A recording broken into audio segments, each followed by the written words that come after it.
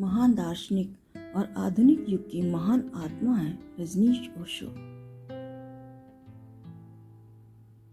यदि हम उनके विचारों को सही स्वरूप में समझ लेते हैं तो जीवन का ऐसा कोई पहलू नहीं है जहां हम अपने व्यक्तित्व को निखार नहीं सकते।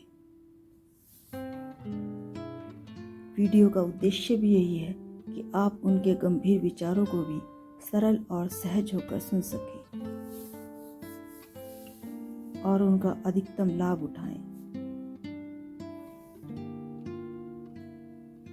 ओशो कहते हैं कि जिस व्यक्ति को दूसरों को दोष देने की आदत हो जाती है वह पाप से कभी मुक्त नहीं हो पाएगा।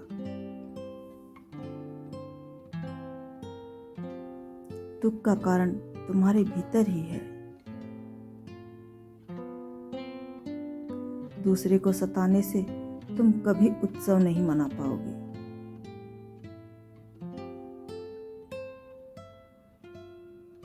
कभी भी किसी के जीवन में हस्तक्षेप ना करें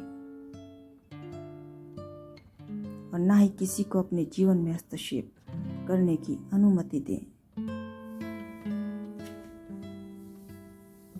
प्रेम से बड़ा कोई मजबूत धागा नहीं है।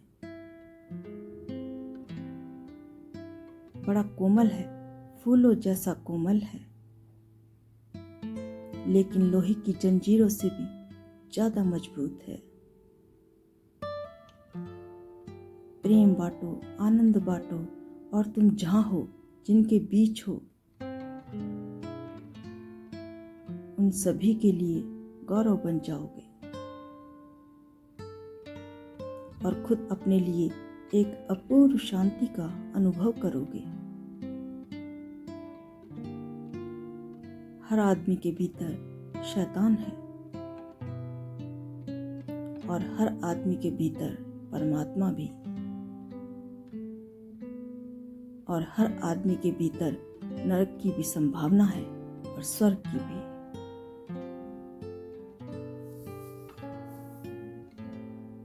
हर आदमी के भीतर सौंदर्य के फूल भी खिल सकते हैं और कुरूपता के गंदे डबरे भी बन सकते हैं। प्रत्येक आदमी इन दो यात्राओं के बीच निरंतर डोल रहा है। ये दो छोर हैं जिनमें से आदमी किसी को भी छू सकता है और अधिक लोग नरक के छोर को छू लेते हैं और बहुत कम सौभाग्यशाली हैं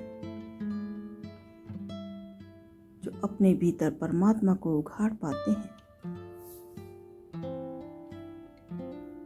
जीवन भर तो तुम मांगते रहे, मांगना बंद कर दो। अब कुछ मांगना नहीं, बस शांत खड़े हो जाओ हाथ जोड़कर। यही परमात्मा की प्रार्थना है। जीवन को यदि खेल की तरह लो तो उत्सव है, और यदि गंभीरतापूर्वक लो तो बीमारी है। जीवन की नदी तो बह ही रही है। जो नदी के साथ बहता है उसे थकान नहीं होती। जो बुद्धिमान है वो बाहर के नरक को स्वर्ग बनाने में जीवन नष्ट नहीं कर देते। वे भीतर के नरक को स्वर्ग बनाने का श्रम करते हैं, और एक बार भीतर का नरक स्वर्ग बन जाए तो बाहर कोई नरक होता ही नहीं। कोयला और हीरा में फर्क नहीं है, पक जाए तो हीरा। तो पक जाने का ख्याल रखो। तुम्हारा काम पक जाए तो राम, तुम्हारा क्रोध पक जाए तो करुणा। जिंदगी पकने का एक अवसर है।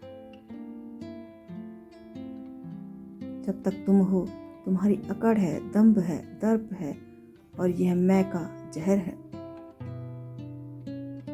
तब तक फूल भी फूल नहीं, कांटे ही हैं। जब तक भूले तो भूले हैं ही, लेकिन तुम भूले नहीं समझते, वे भी भूले हैं।